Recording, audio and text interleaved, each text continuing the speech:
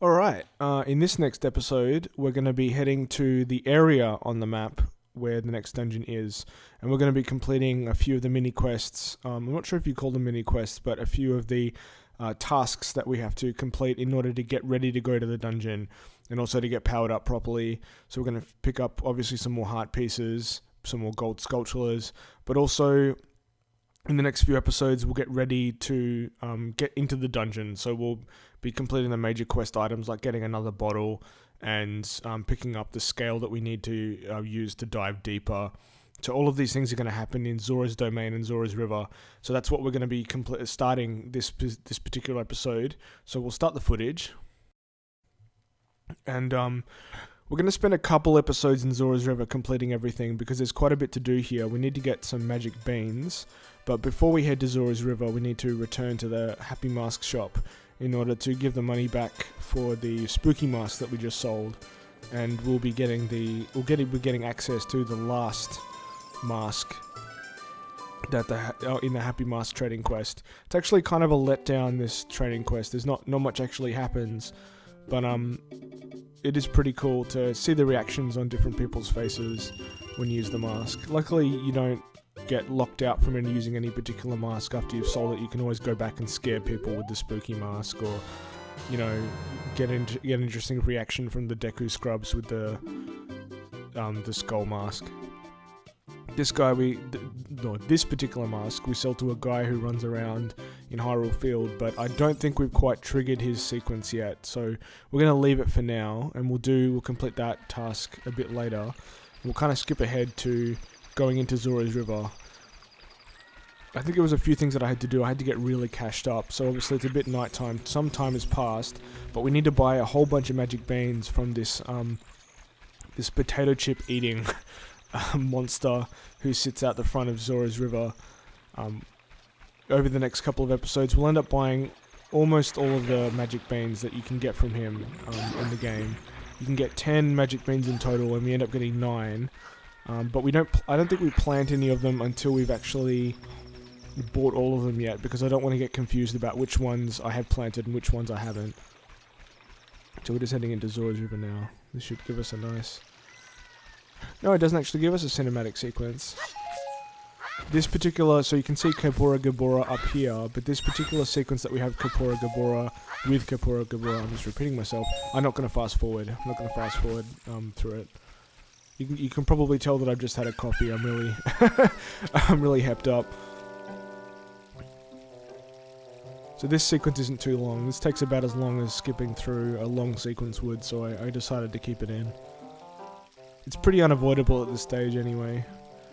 Going through this part of the map was really frustrating for me because I ended up triggering this sequence about 5 times floating down the river. Because when it changes day and then you leave and come back in from the main map, main Hyrule Field, you end up triggering his sequence again. It ticks over. So I don't think he goes away until you actually enter into Zora's Domain, which is a bit later on in the map. I think we managed to actually get rid of all of these rocks for once, as opposed to the rock that we had to use 3 bombs on in Goron City. I wish I could have gotten a good look at this guy. I should probably have used the first person perspective. So that obviously these beans start off cheap, but they get very expensive. Pretty soon you'll have to just come in with enough money just to buy one, because it's impossible to go in. Oh no, it is. If you have 200 and then you buy the 90 and the 100, you should be able to buy 2 of them at once, but it's difficult. You'd have to keep coming in with more and more money in order to pay this guy. So I think it's exponential. So we'll just skip through buying these beans because it can be pretty boring. The next one will be 50. Yeah, and then yeah, the next set of beans that we have to buy is 60 rupees, and we don't have enough money for that. But don't worry, we will have enough money. There's some special songs that we can play to some frogs, and they'll give us 50 rupees a song. Now this particular patch of soft earth doesn't actually release a gold Skulltula, and I'll prove it to you. You can drop the bugs down on the ground, but this is one of the few patches of soft earth that doesn't actually have a gold Skulltula in it. But everyone knows that anyway.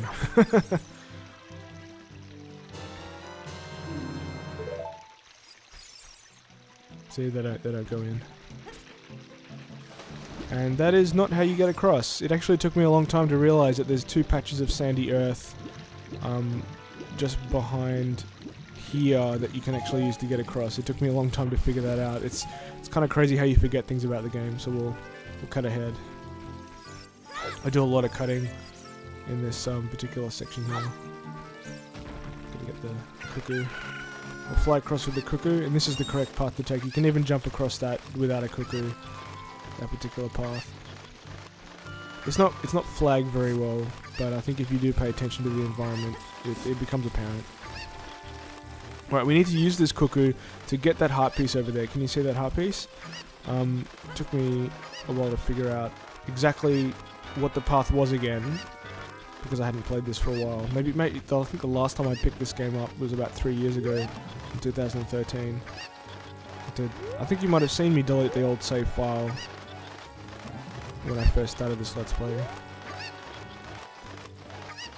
So there's the heart piece over there. This is me figuring out exactly how to get over there, because I thought maybe you could jump onto that platform, but that's not true.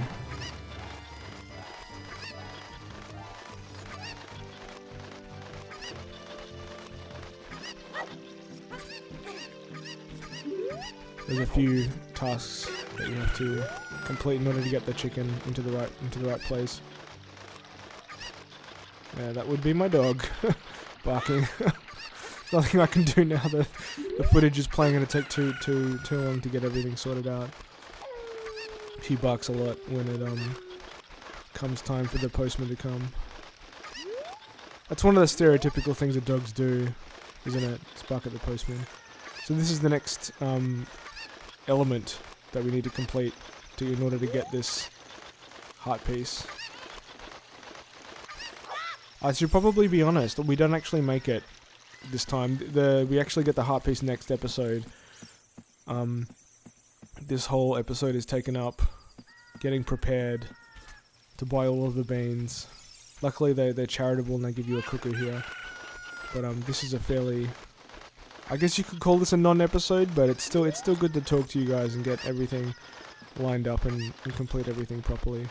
This can be a really frustrating part of the game as well. This game can get pretty frustrating, and I think it's typical of games of this era.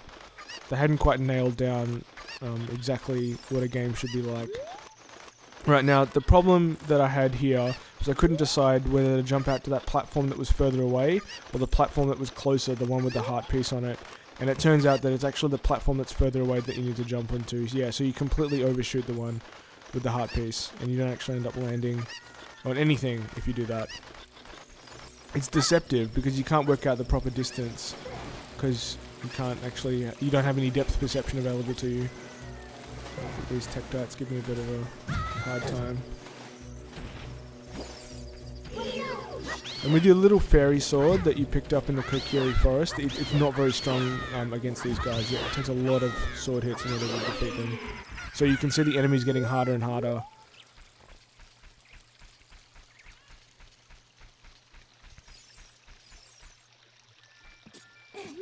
Alright, this is how we're going to get cashed up again. At certain times you do have to be quite cashed up.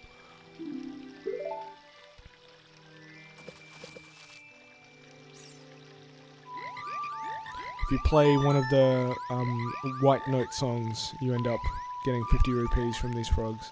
And then there's another mini game that you have to play once you've completed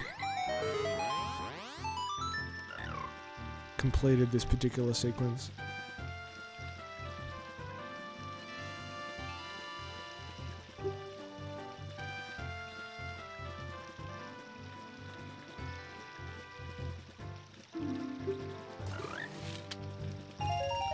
That's pretty nice, actually, getting 50 rupees for a song. I'm sure many buskers would would like that to happen. And I think when you play the song, it actually does change the weather as well. After you get the 50 rupees from the frogs. I'm not sure. Actually, I'm not sure.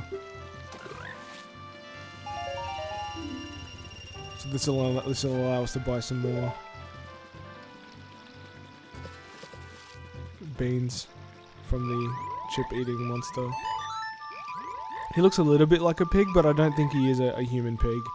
Because I don't think those kinds of animals exist in the Zelda universe.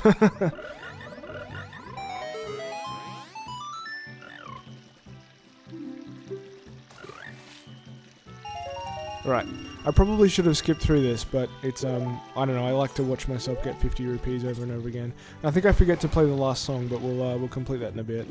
I think if we played any more songs, we would, be wasting the 50 rupees that we got from the frogs.